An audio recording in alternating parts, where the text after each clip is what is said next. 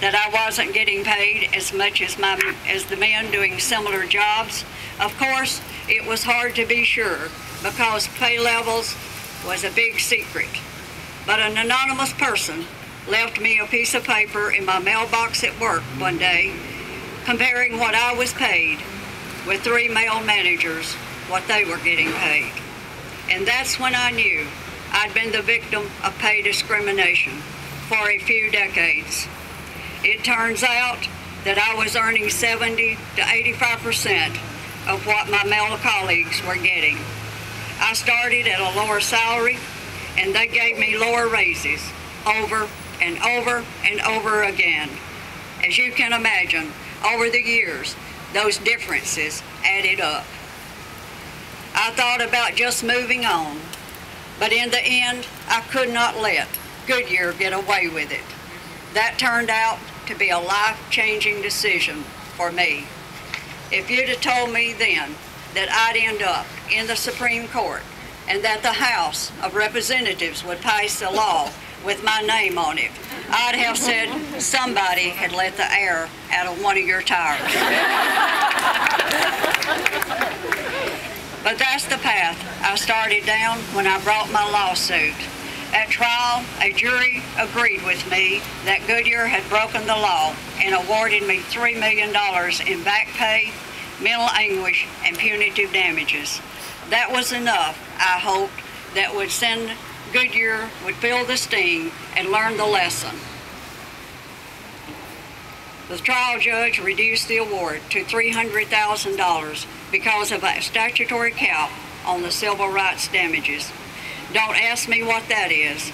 All I know is that it made discrimination a lot less pricey and painful for Goodyear. But then the Supreme Court, by one vote, took that away too, saying that I should have filed my complaint within 6 months of the original act of discrimination, even though I had no way of knowing about it, let alone having enough evidence to complain at the time. Now, as some of you may remember, Justice Ruth Bader Ginsburg was not pleased. In the dissent, she wrote that the court's majority's ruling made no sense in the real world. You can't expect people to go around asking their co-workers how much money they're making. And even if you knew some people were getting paid a little more than you were, that's not reason to suspect discrimination right away. So when all was said and done in the courts, there were a few harsh realities. I worked hard at Goodyear, and I was good at my job.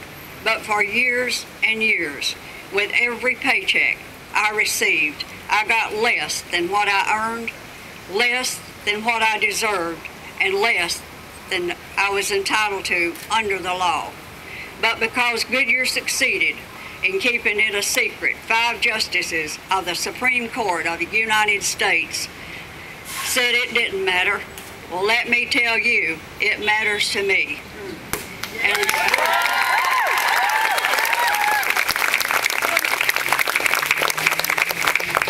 I should tell you that to this very day, the discrimination persists. My pension and Social Security are based on the amount I earned while working there.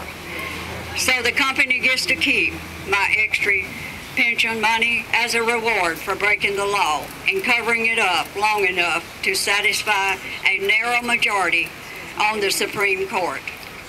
My court case is over, but because of all of you and all of these folks back here, the struggle continues.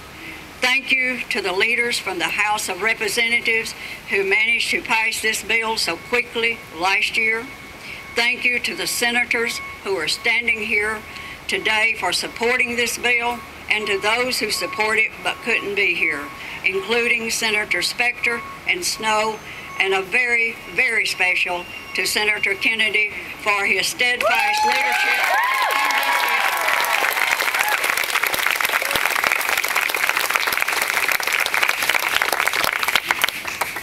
This is not a Democratic or Republican issue.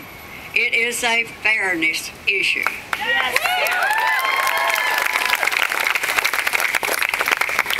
And I salute all of those who have co-sponsored or voted to advance the bill that bears my name. You may hear about other bills that are out there that try to fix the problems created by the decision. I'm grateful that so many senators recognize the injustice done to me and all other workers by the court's opinion. But let me tell you, the Lilly Ledbetter Fair Pay Act is the only bill that would fix the problem created by the court.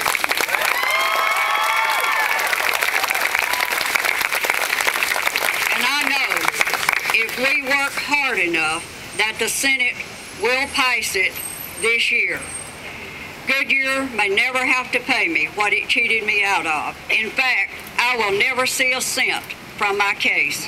But if this bill passes, I'll have an even richer reward because I'll know that my daughters and my granddaughters and your daughters and your granddaughters will get a better deal. And that's what makes this fight worth fighting, and it's what makes this fight we must win. Because when we win, it'll make a big difference in the real world. Thank you very much.